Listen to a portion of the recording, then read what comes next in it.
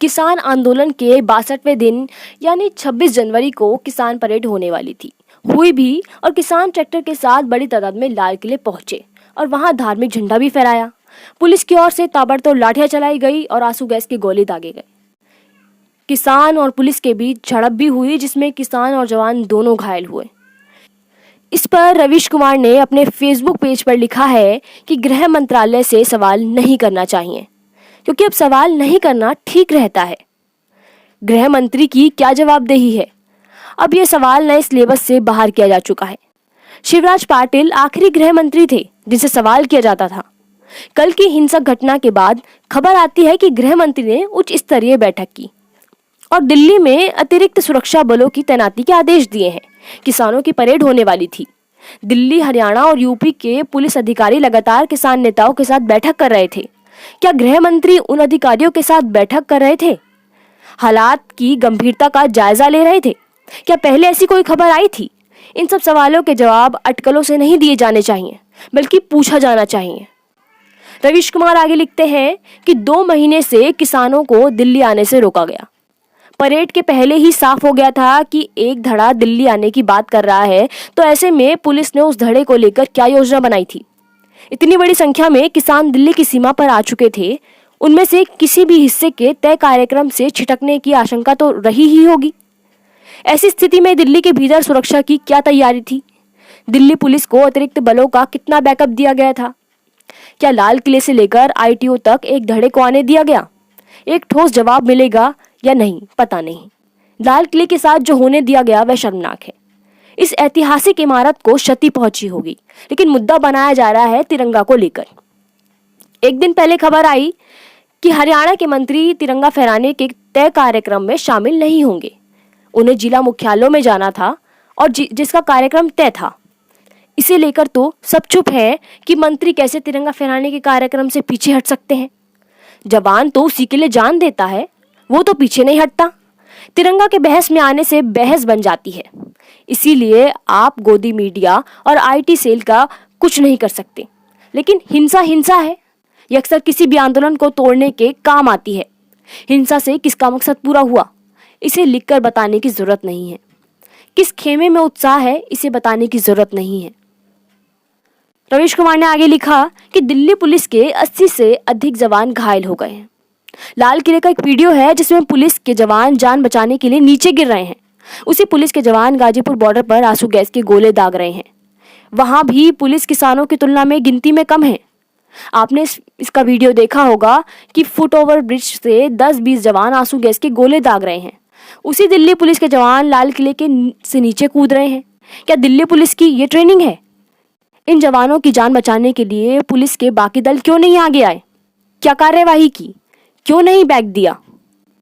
उसी लाल किले के बाहर से दोपहर के वक्त एक वीडियो आया जिसमें पुलिस के जवान कुर्सियों पर बैठे नजर आ रहे हैं। दिल्ली दंगों के वक्त भी पुलिस लाचार नजर आ रही थी। उस वक्त की खबरों को निकाल कर देखिए किस तरह से पुलिस की आलोचना हो रही थी। वह मूक दर्शक बनी रही और खुद भी हिंसा के शिकार होती रही। हिंसा करने वाली भीड़ थी, उन्हें छूट मिली थी। उस हिंसा के नाम पर कौन लोग पकड़े गए, या आप जानकर भी क्या करेंगे? नजर पर जब हिंदू मुस्लिम का चश्मा चढ़ा हो तो आसानी से साफ नहीं किया जा सकता। दिल्ली दंगों के वक्त स्पष्ट आदेश न मिलने के कारण दिल्ली पुलिस के ही अफसर हिंसा के शिकार होते होते बचे और कुछ पर जानलेवा हमला हुआ भी। पुलिस की खूब आलोचना हुई। दिल्ली दंगों के वक्त भी अरविंद केजरीवाल ने सेना बुलाने की मांग की थी। ये मांग इसलिए हुई क्योंकि दिल्ली पुलिस लाचार नजर आ रही थी। क्या वाकई लाचार थी या इसे वक्त पर लाचार होने दिया गया? सवाल पुलिस की नाकामी का भी है। सवाल है कि देश की सबसे अच्छी पुलिस एक साल के भीतर 2 मौकों पर इतनी लाचार कैसे नजर आ सकती है? दिल्ली दंगों के वक्त S N Srivastava acting police commissioner बनाए गए थे। तब सवाल उठे थे कि तात्कालिक कमिश्नर हिंसा को रोकने में असक्षम है। आज तक दिल्ली पुलिस के पास एक्टिंग कमिश्नर हैं।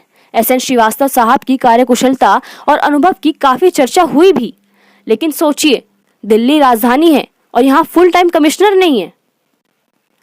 आगे रवीश लिखते हैं कि दिल्ली पुलिस के पास क्या क्या विकल्प थे, कितने सुरक्षा बल थे, इन सब पर जल्दी में बात नहीं होनी चाहिए। ये खबर आई थी कि परेड खत्म होते ही परेड की सुरक्षा में लगे जवान तुरंत ही किसानों की परेड की सुरक्षा में लगेंगे। क्या यह समझा जाए कि उतनी देर तक किसानों की परेड की सुरक्षा अपर्याप्त थी? अगर उनकी जरूरत थी तो पहले से ही दूसरे राज्यों से सुरक्षा बलों को बुलाकर तैनात किया जा सकता था। किसान आंदोलन के लिए हिंसा की यह घटना सीधे जाल में जाकर फंस जाने के जैसी है। जो आंदोलन 2 महीने से बार बार यह साबित कर रहा था कि तमाम उकसावे के बाद भी उसके भीतर शांति को लेकर स्थिरता आ गई है, अनुशासन आ गया है। गणतंत्र दिवस के दिन उसकी स्थिरता को गहरा धक्का तो लगा ही है। बेशक बड़े हिस्से में परेड शांति से हुई। जिस तादाद में किसान ट्रैक्टर लेकर आए, अगर सब अराजक होते तो हालात बिगड़ जाते। हिंसक भीड़ के बीच भी कई किसान थे जो समझा रहे थे, उग्र लोगों को रोक रहे थे। पुलिस के भी कई जवान और मध्यम श्रेणी के अफसर उन्हीं के बीच में रहकर संवाद से हालात को सुलझा रहे थे। यह बेहद जोखिम का काम रहा होगा। हिंसा और अराजकता का स्केल जब बड़ा हो जाता है तो पहले दिन सभी तथ्यों तक पहुंचना आसान नहीं होता। कल देर रात तक यहाँ से वीडियो आते रहे तो वहां से आते रहे। किसी में पुलिस बेवजह शांति से बैठे किसानों को मारती नजर आ रही थी तो किसी में किसान पुलिस पर हमलावर थे। आखिर में रवीश कुमार लिखते हैं कि 25 जनवरी के प्राइम टाइम में मैंने कहा था कि अगर आपके मन में यह सवाल उठ रहा है कि सरकार ने 26 जनवरी के दिन परेड की इजाजत क्यों दी, तो आपका सवाल अच्छा है।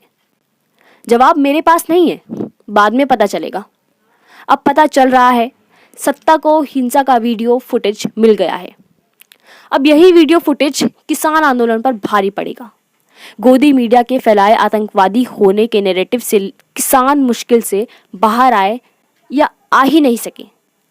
आज भी जनता का बड़ा वर्ग अपने ही किसानों को आतंकवादी कह रहा है। लाल किले की हिंसा उनके सामने नई चुनौती है। किसानों के आंदोलन का घेरा कस चुका है।